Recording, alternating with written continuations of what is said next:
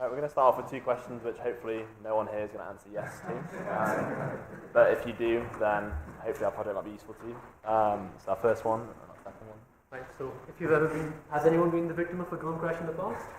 Curious to know? well, if you have been, then please do recommend our product to everyone. It will save you in the future. So I'm Tom, this is Drew, and we're both from Team Echo. We're going to talk about drone safety. Right, so these days there are many different uses for drones, and we've listed 3 of those up there. Now, in the UK currently, you can't actually fly a drone unless it's in your line of sight. And if you want to use it for something like Amazon Amazon product delivery, then you have to follow it in your car, which defeats the purpose of having a drone in the first place. So eventually, we want to find a way of being able to fly your drone without looking at it. For that, we want to be able to identify all the hazards in the ground. And as an additional point, we also want to be able to predict what the scenario will be looking like, say tomorrow morning at 4 o'clock or something. So after a meeting with our client, their priorities were a bit different to what we thought they were. So if you read our brief and thought there were going to be some drones involved in this, we're very sorry, but there aren't going to be any drones. Basically, they wanted us to look at collecting various different data streams together and aggregating that together. So we looked at collecting the data streams in, so we have Wi-Fi connections, which we try to use as like a substitute for pedestrian sort of busyness, because it's quite hard to come up with any other kind of sort of rubric for that other than potentially mobile phone signals. And then also sort of live data from buses. And then we would try to display this on a map using a heat map, basically. And also being able to sort of roll this forward and backwards in time, again, as Trev was saying, to look at sort of in the future what might be there and what was there sort of last month. So our sort of the main aim for our client was the scalability, which is kind of split over these first 2 bullet points here on 3 different levels. So one, working with sort of lots of different users at one time, sort of all over the world. And also, so our data should scale on a geographical level. So if someone came along with a data set, say for New York, we'd be able to just put that in and it would just work like that, and you wouldn't have to sort of go through any like big reconfiguration of it. And then the third sort of level of scalability is this kind of generality of it. So that if, say, tomorrow someone comes up with a new data source, say, for like all the taxis in an area, then you can just plug that in again, and again, it will just work.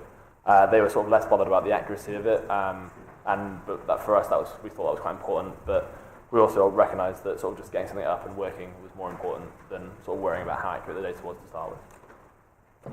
Right, so this was what our pipeline looked like. We took the data sources at the very beginning, and then we just cached them in the database in case we wanted to do something else with them in the future.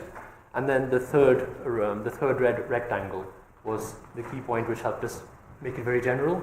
So you'd represent a hazard as a polygon or a circle or a point. And this is, as you can imagine, a very general way of doing it. So if someone comes to me tomorrow with flight data from New York or like the data for the Premier League matches, then you can just interpret that as a point or as a circle or as a polygon, and then just store it in your database. And then the blue part of this indicates the front end. So you would basically get the area you want to display your heat map for, and then retrieve all the shapes in that area and put them together into a single heat map and then display it. Right? Yes, so this is just a very brief list of some of the technologies we used. I'll let you guys read through this at your leisure, but I just want to highlight the last one of this. Cesium.js is a JavaScript library for projecting your own geometry on maps, and we'll see a couple of examples of that on the next slide. Yeah, so these are some simulated polygons. So we kind of had our system to set up so that we could work with like a polygon class and also these kind of like points. So this is an example of the polygon class, which is made up from some bus data, car data, and Wi-Fi. If you saw us at the demonstration, we were using kind of real data from around Cambridge. This is not real. It's just to kind of illustrate what the front end could do with the heat map. And then we also had it with some again, simulated Wi-Fi and bus data. So again, this isn't real, but we did eventually have it working with real data. This was just, we made the presentation before it was working. So sorry for that. Right, so just to conclude, these are some possible extensions that we might have thought of doing if we had the time.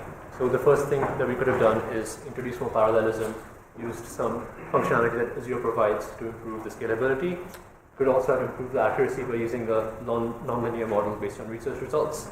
The last thing we could have done is perhaps expanded beyond Cambridge or used many different data sources. That's it. Thank you very much.